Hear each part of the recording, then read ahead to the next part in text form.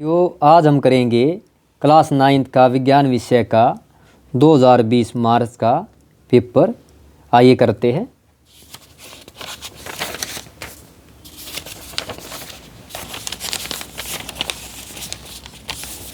देखिए, पहला क्वेश्चन है आपका, अगर कोई वस्तु वृत्तीय पथ पर एक समान चाल से चलती है तो उसकी गति क्या कहलाती है? If an object moves in circular path with uniform speed, its motion is called एक समान वृत्तीय गति। तो हमारा ऑप्शन क्या आएगा? एक समान वृत्तीय गति बोलेंगे। नेक्स्ट क्वेश्चन, किसी m द्रव्यमान की वस्तु जिसका वेग v है का स्वेग क्या होगा? स्वेग क्या होता है? आपका होता है, इसको इंग्लिश में बोलते हैं लीनियर मोमेंटम, मास इनटू में वेलोसिटी, ये होता है आपका। तो हमारा राइट आंसर क्या है? बी। यानी what is the momentum of an object? Momentum of object क्या होता है आपका? मास इनटू में velocity. Next question, sound of frequency below that are called infrasonic sounds dash से कम आवृत्ति की ध्वनियों को अश्रव्य ध्वनि कहते हैं। यानी किसकी? 20 हर्ट्ज से कम आवृत्ति की ध्वनियों को हम अवश्रव्य यानी कि इंफ्रासोनिक साउंड कहते हैं। नेक्स्ट, त्वरण किसे कहते हैं? तो त्वरण क्या होता है? इसको बोलेंगे इंग्लिश में acceleration, rate of change of velocity, इसको बोलते हैं हम एक्सेलरेशन। यानी कि एकांक समय में वेग में परिवर्तन की दर को क्या कहते हैं? त्वरण कहते हैं। इसको किससे दिखाते हैं? इसको हम दिखाते हैं ए से दिखाते हैं। ए से दिखाते हैं, ये क्या होता है? अंतिम गति माइनस में आरंभिक गति बटे में टाइम, यानी final velocity minus initial velocity बटे में टाइम। इसका जो मात्रक है ये तो हो गया आपका सिंबल हो गया। इसकी एसआई यूनिट क्या होगी? एसआई यूनिट होती है इसकी मीटर पर सेकंड स्क्वायर होती है।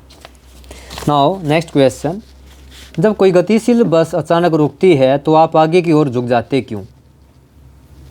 Why do you fall in forward direction when a moving bus breaks to stop? तो ये कारण क्या होता है? Inertia of motion. जैसे आप बस के अंदर गति कर रहे हो, बस के अंदर है आप और बस चल रही है, अचानक बस वाला ब्रेक लगा देता है तो आप क्या होते हैं? गिर पड़ते हैं। कहाँ गिर पड़ते हैं? सामने की ओर गिर पड़ते हैं। कारण क्या है? इनर्शिया, जड़त्व के कारण। आपकी जो फुट है, आपके पैर है, बस के रुकने के साथ ही बस के साथ स्थिर अवस्था में आ जाते हैं, लेकिन आपका ऊपर वाला जो पोर्शन है वो गति में रहने का प्रयास करता है। आपको इंग्लिश में बताता हूँ। You fall forward because when bus driver applies brakes your feet comes into rest with respect to bus but your upper portion try to move in forward direction, that's why you fall forward. That is your reason is inertia of motion.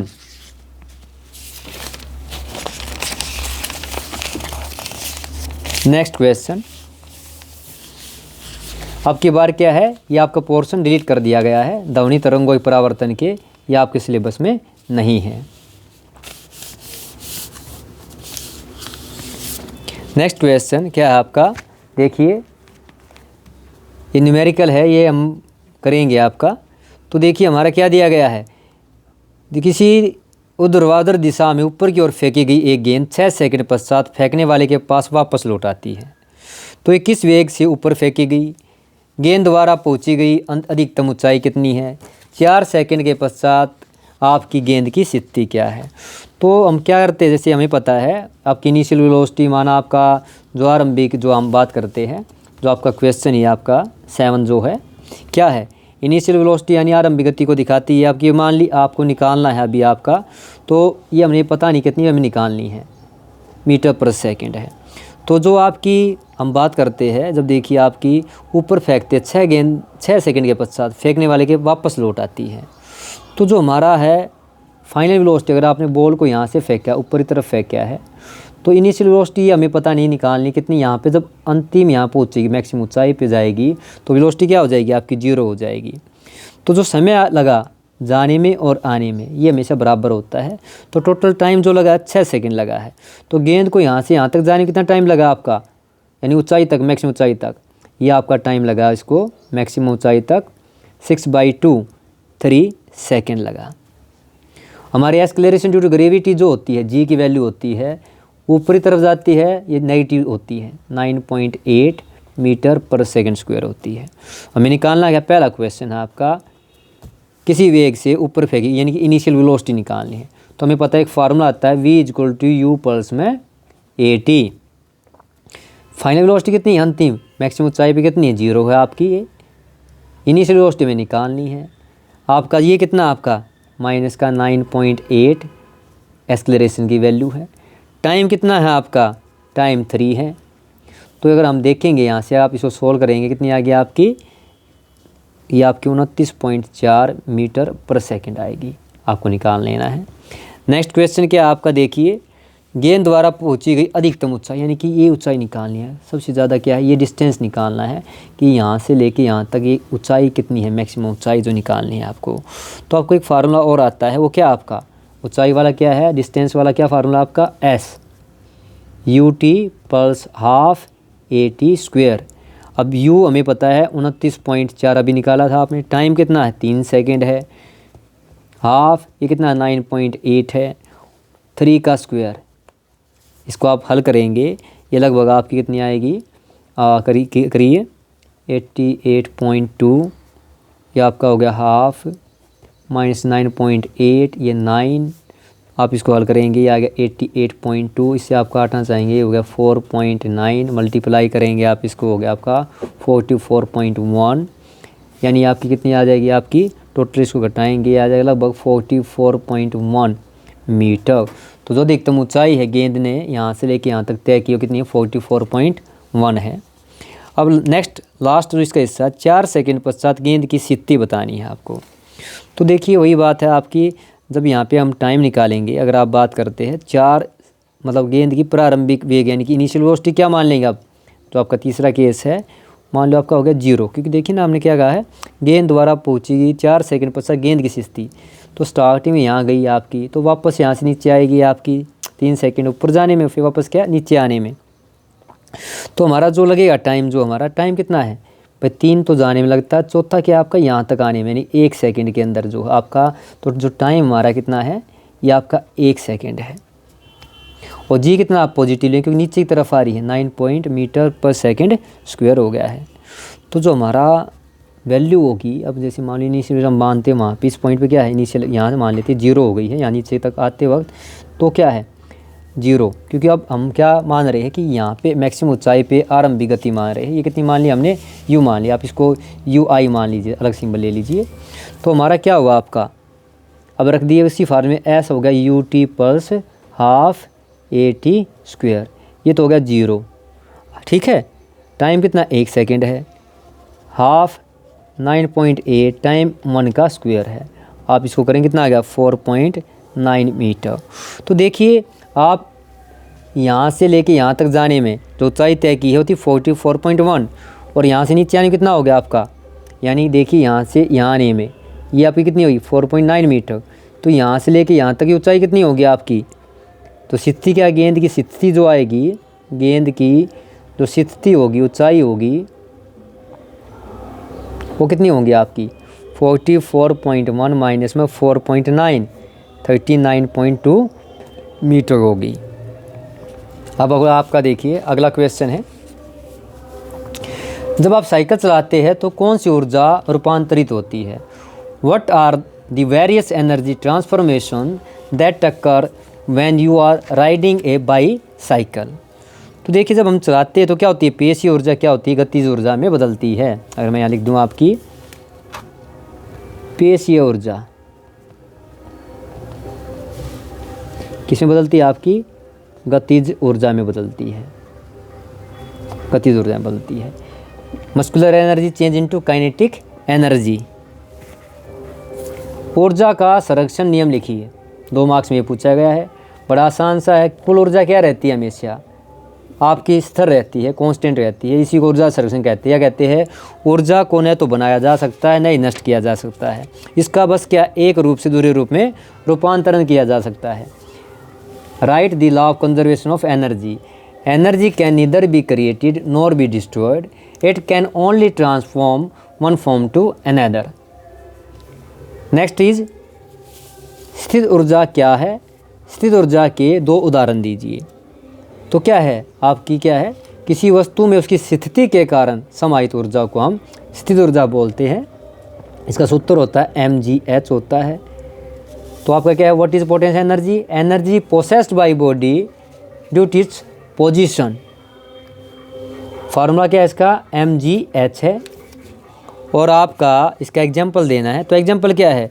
बांध में संचित जल की ऊर्जा, तने हुए धनुष की ऊर्जा, यानी आपका जो वाटर स्टोर है उसके अंदर जो एनर्जी होती है वो पोटेंशियल एनर्जी फॉर्म होती है। जो आपका एरो होता है, खिंचा हुआ एरो, वो क्या होता है उस टाइम जब वो खिंचा हुआ होता है उसको हम बोलते हैं, उसके अंदर कौन सी एनर्जी स्टोर है? पोटेंशियल एनर्जी स्टोर है। नेक्स्ट है शक्ति किसे कहते हैं, यानी what is the power and it's SI unit.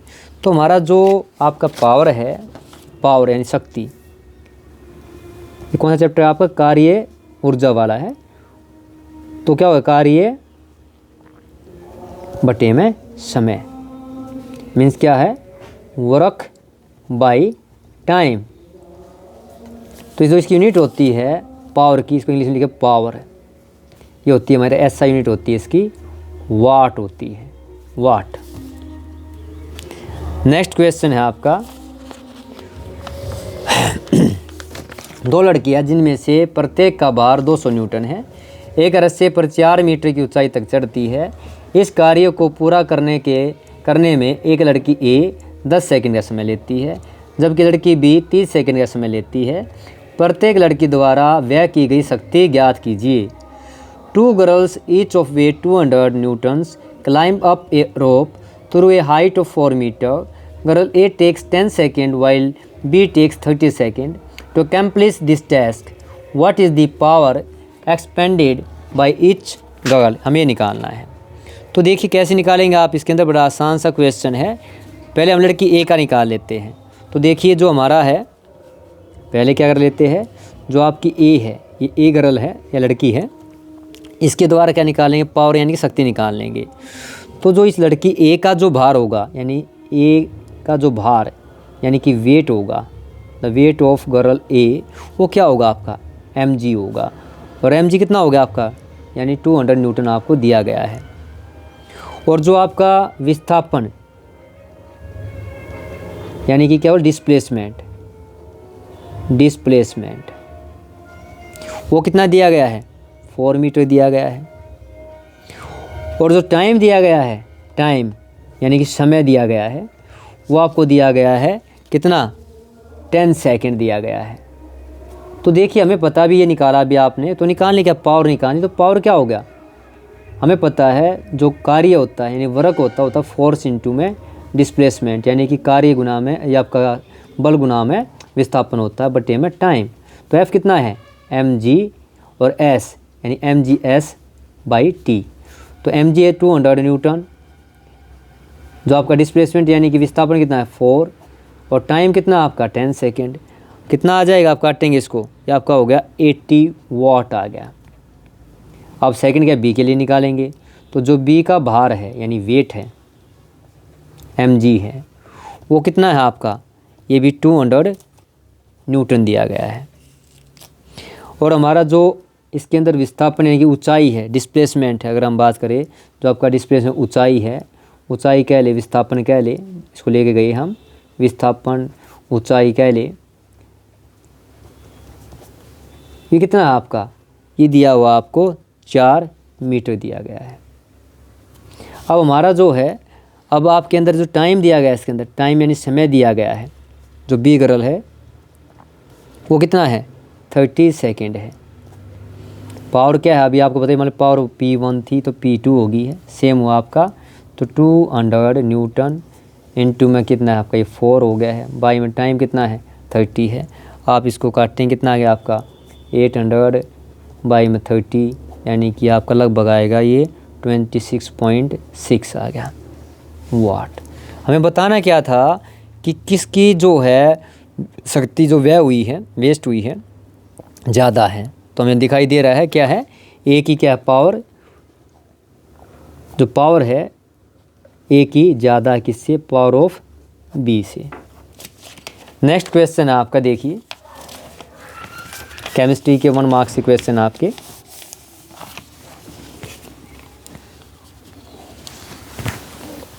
भार का एसआई मात्रक है, यानी एसआई यूनिट ऑफ वेट क्या होती है आपको पता है, आपकी क्या होती है, आपकी एसआई यूनिट आपकी होती है न्यूटन होती है, न्यूटन। क्लोरीन का इलेक्ट्रॉनिक विन्यास, यानी which one of the following is the correct electronic configuration of chlorine. तो देखिए क्लोरीन जो आपका, इसका नंबर कितना होता है, इसका परमाणु क्रमांक यानी एटॉमिक नंबर 17 होता है। तो पहले ऑर्बिट के अंदर कितने आएंगे इलेक्ट्रॉन, 2, नेक्स्ट में 8 और लास्ट में 7।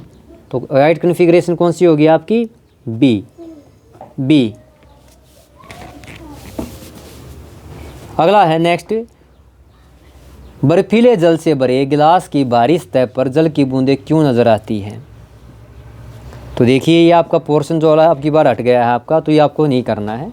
नेक्स्ट क्वेश्चन आपका, निम्नलिखित में से कौन से परिवर्तन रासायनिक या भौतिक है।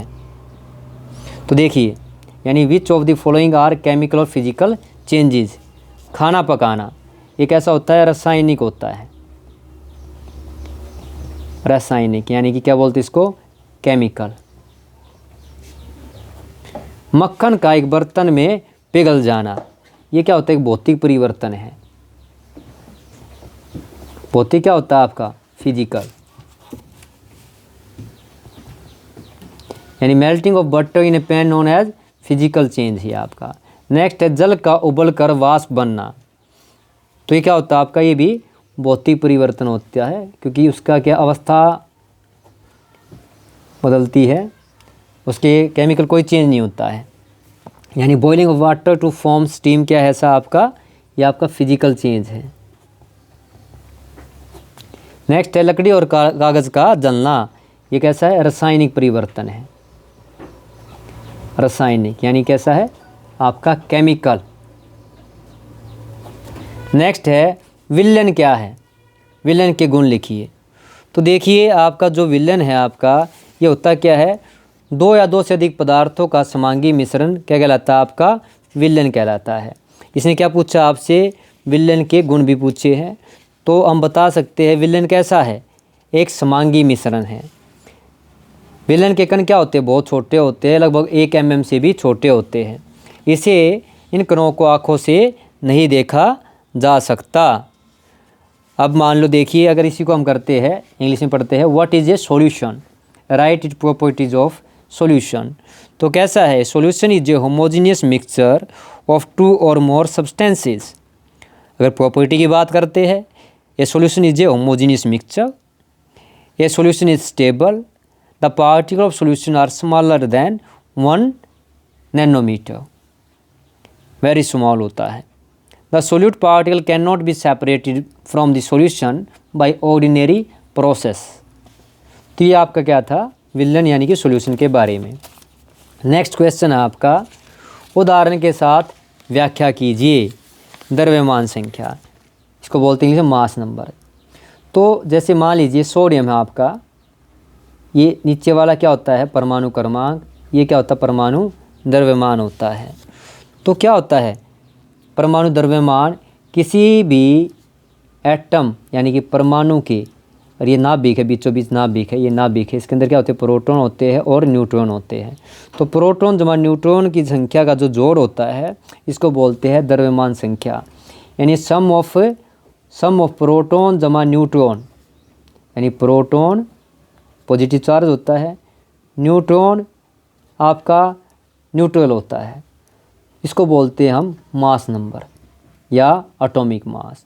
नाउ आइसोबार यानी समभारिक।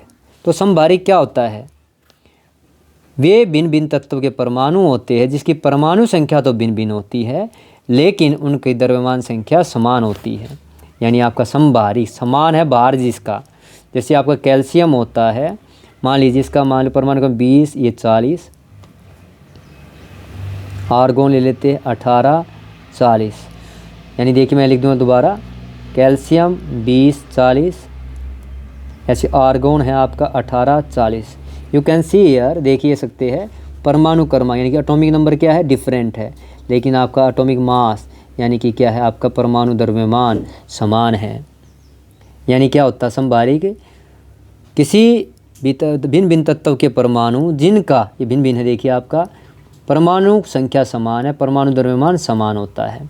यानी क्या होता है आपका, द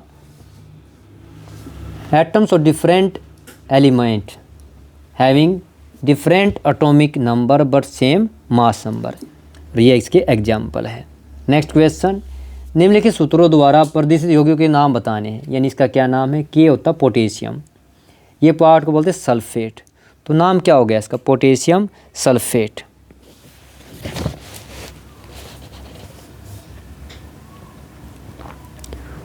पोटेशियम सल्फेट। इसका नाम क्या होता है आपका, कैल्शियम क्लोराइड।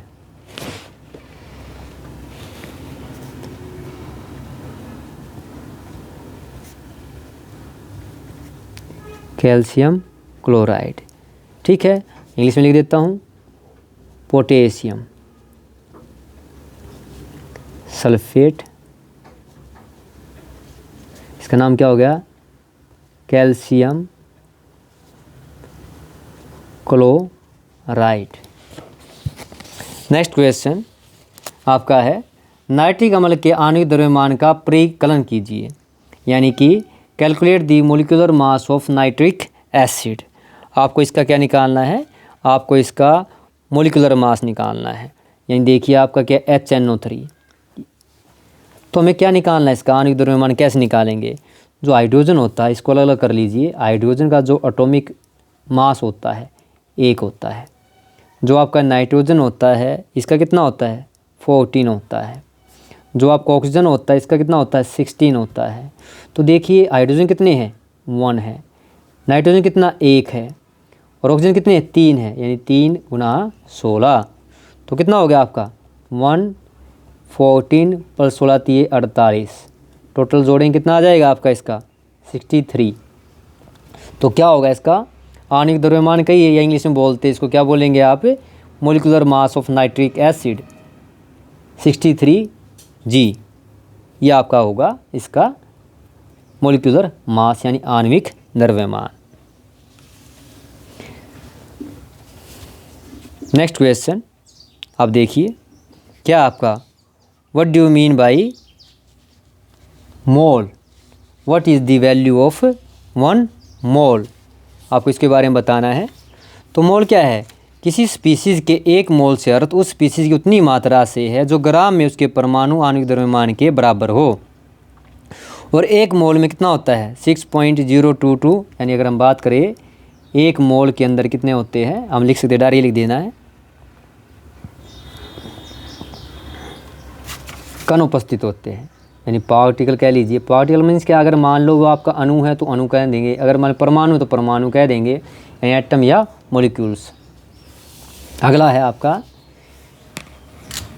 निश्चित अनुपात का, देखिए निश्चित अनुपात का नियम लिखिए। मीन्स आपको लिखना लॉ ऑफ डेफिनेट प्रोपोर्शन। तो क्या है ये आपका, किसी रासायनिक यौगिक में तत्व सदैव एक निश्चित द्रव्यमान के अनुपात में विद्यमान होते हैं। जैसे आपका एक सिंपल सा एग्जांपल है, जल होता है। तो जल के अंदर जो देखिए आपके 2 क्या हाइड्रोजन के और 1 क्या है आपका ऑक्सीजन का आपका परमाणु है। तो 2 हो गए मास हाइड्रोजन के और 16 हो गए ऑक्सीजन के।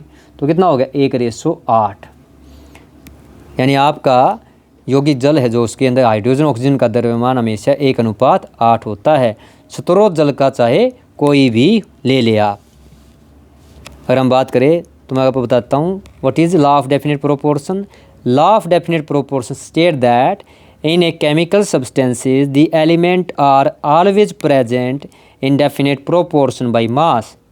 For example you can take example of water in which 2 hydrogen atoms and 1 oxygen atoms. Always you will get ratio 1:8, whatever be the source of water. Now next question, 40 gram helium में मोलों की संख्या ज्ञात कीजिए। 40 ग्राम helium में मोलों की संख्या ज्ञात कीजिए। यानी कि calculate number of mole in 40 gram of helium. बड़ा आसान सा देखिए बताता हूँ आपको। हीलियम, हीलियम का परमाणु क्रमांक यानी कि एटॉमिक नंबर होता है 2, ये होता है मास। तो 4 ग्राम, ऐसे ग्राम बड़ा आसान सा, 4 ग्राम ऑफ हीलियम किसके बराबर है? 1 मोल के इक्वल है। 1 ग्राम ऑफ हीलियम कितना है? 1/4 है। निकालना कितना देखिए आपको 40 ग्राम। तो 40 ग्राम ऑफ हीलियम कितना होगा आपका? 1/4 इंटू में 40 यानी 10 मोल, यानी कितने होंगे? 10 मोल आपको मिलेंगे। अब आपका नेक्स्ट क्वेश्चन है, देखिए आपका आयन किसे कहते हैं? उदाहरण सहित लिखिए। तो परमाणुओं द्वारा एक या अधिक इलेक्ट्रॉनों को त्यागने ग्रहण करने से परमाणु आवेशित हो जाते हैं। इन आवेशित कणों को हम कहते हैं आयन कहते हैं। इसका एग्जांपल लेते हैं, जैसे मान लो हम ले लेते हैं आपका, यहाँ ले लेता हूँ सोडियम है जैसे मान लो, तो ये कितना होगा आपका? अगर इसको आयनिक फॉर्म लिखेंगे तो ये पल्स, ये इलेक्ट्रॉनिक्स का क्या है? निकल जाएगा। यानी अगर मैं इंग्लिश में बताऊँ आपको आयन, तो आयन क्या है? Charge species are known as ions. A negative charge ion भी known as, a negative charge ion को बोलते हैं हम एनायन। हिंदी में बोले ऋणात्मक आयन। जैसे फॉर एग्जांपल कौन से है आप ले सकते हैं? क्लोरीन है आपका, OH है। और जो आपके पॉजिटिव वाले होते हैं उनको बोलते हैं कैटायन। इनके ऊपर पॉजिटिव चार्ज से दिखाते हैं। धनात्मक आयन जो बनेंगे इसको, जैसे सोडियम, आपका aluminium. Next question, biology section, जीव विज्ञान सेक्शन। जीवन की मूलभूत संरचनात्मक इकाई क्या है? तो कौन सी हमारी? कोशिका है।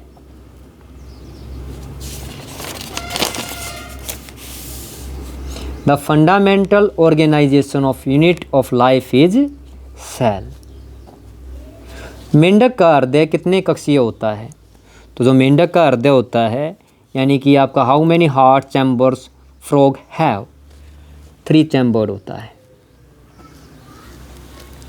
विषाणु से होने वाले रोग कौन से हैं? Which disease caused by viruses? तुम्हारा आंसर क्या आएगा आपका? देखिए, खांसी जुकाम, डेंगू बुखार, influenza means common cold, dengue fever, influenza, ये ऑल ऑफ डिज आपके वायरस से होने वाले आपके डिसीजेज हैं। पृथ्वी की सबसे बाहरी परत को क्या कहते हैं? Outer crust of earth is called, क्या कहते हैं इसको? स्थलमंडल कहते हैं, यानी कि लिथोस्फीयर कहते हैं। किसी स्रोत से मछलियाँ प्राप्त होती, किस स्रोत से मछलियाँ प्राप्त होती है? विच रिसोर्सेज फिश में बी ऑब्टेन? तो कौन सी है? हमारा दोनों आ जाइए, मान ली पहले वाला भी है, ए और बी दोनों है। हालांकि ये पोर्शन क्या आपका डिलीट हो गया, इस आपकी बार ये सिलेबस में नहीं है। अगला है आपका, 2 या 2 से अधिक फसलों को निश्चित कतार पैटर्न में उगाने को क्या कहते हैं? इसको बोलते अंतरा फसलीकरण कहते हैं।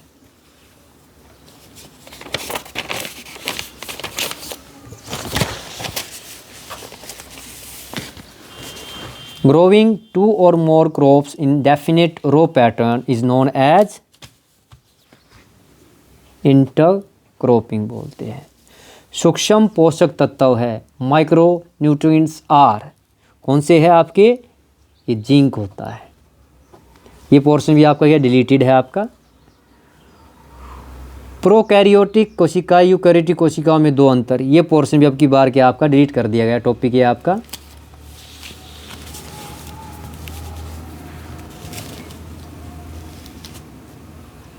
ये। बाकी आपके क्या है बड़े वाले क्वेश्चन हैं, ये आपको याद कर लेने हैं। आप एक और कर लेते हैं, संक्रामक रोगों को फैलने से रोकने के लिए आपके विद्यालय में कौन कौन सी सावधानियां आवश्यक है। तो क्या करना चाहिए? विद्यार्थियों को शुद्ध पेयजल की व्याख्या करनी चाहिए। विद्यार्थियों को क्या करना चाहिए? हाथ साफ सुथरे रखने चाहिए। कोई विद्यार्थी रोग से ग्रस्त हो जाए तो अन्य विद्यार्थियों के साथ उठने बैठने खेलने पर उसकी रोक लगानी चाहिए, उसे अपना ध्यान रखना चाहिए। खाद्य पदार्थों को क्या ढक कर रखना चाहिए, यानी हमारा क्या था? What precaution can you take in your school to reduce the incidence of infectious disease? Providing clean drinking water, educating students about cause of infection, time to time vaccination of student against common infectious disease. अगला carbon चक्र आपको बना लेना है। अगला next question आपका देखिए, जल, स्थलचर और सरीसृप में 4 अंतर लिखिए। Right the 4 differences between amphibians and reptiles. तो आपको पता है, देखिए इनके बीच में आपको क्या कोई भी आपको 4 बताने हैं, अंतर बताने हैं। ये आपका 7th चैप्टर है, डाइवर्सिटी इन ऑर्गेनिज्म। तो जो हम बात करते हैं जल, स्थलचर, ये जंतु क्या पानी और स्थल दोनों में रह सकते हैं। इनकी त्वचा पे क्या होती है, सलख रहित होती है। इनमें श्वसन किससे होता है, क्लोम से, फेफड़ों से, त्वचा द्वारा होते हैं। इनका हृदय कितने कक्ष का होता है, त्रिकक्षीय होता है। जबकि जो आपके सरीसृप वाले हैं, ये जंतु क्या स्थल पे रहने में सक्षम है। इनकी त्वचा पे क्या श्लेष्म ग्रंथियाँ नहीं पाई जाती है, त्वचा पर सलख पाए जाते हैं। ये जो श्वसन करते हैं फेफड़ों के द्वारा करते हैं। इनका भी हृदय क्या होता है, त्रिकक्षीय होता है। अब मैं आपको अगर इंग्लिश में बताऊं तो जो एम्फीबियंस है ये क्या होते हैं, their skin is glandular and smooth, they don't have scales, fertilization is externals, their eggs have a soft covering. और reptiles property, their skin is non glandular, they have scales, fertilization is internal, their eggs have a hard covering। तो ये आपका था topic. Next question है आपका, देखिए इसके अंदर हम बात करेंगे जाइलम के संघटक कौन कौन से है। 1 मार्क्स से ले लेते हैं। What are constituents of xylem. तो कौन से है जाइलम के संघटक, कौन से होते हैं, वाहिका। और कौन सा है इसका, वाहिका, आपका जाइलम पैरेन्काइमा होती है, वाही निका, जाइलम पैरेन्काइमा। संगठन नाम बताने बस खाली आपको। और जाइलम तंतु, जाइलम तंतु, ये इसके जाइलम के संगठन है, यानी कंस्टिट्यूएंट क्या अगर मैं इंग्लिश में बताऊँ आपको तो कौन कौन से आपके इसके अंदर जो आपके tracheid vessel, xylem parenchyma, xylem fibres होते हैं। मैं लिख देता हूँ आपका tracheids, vessel,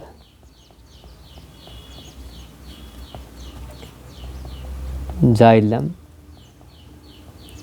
parenchyma, xylem fibre. इसके जो मेन आपके 1 नंबर वाले लेते हैं अभी आपके। अगले जो क्वेश्चन आपके रंध्र के 2 कार्य, यानी कि आपके क्या है, write two function of stomata. आपको पता है स्टोमेटा क्या होता है, आपको जो रंध्र जो है स्टोमेटा होता है, ये क्या श्वसन के लिए पौधों में गैसों का आदान प्रदान करता है।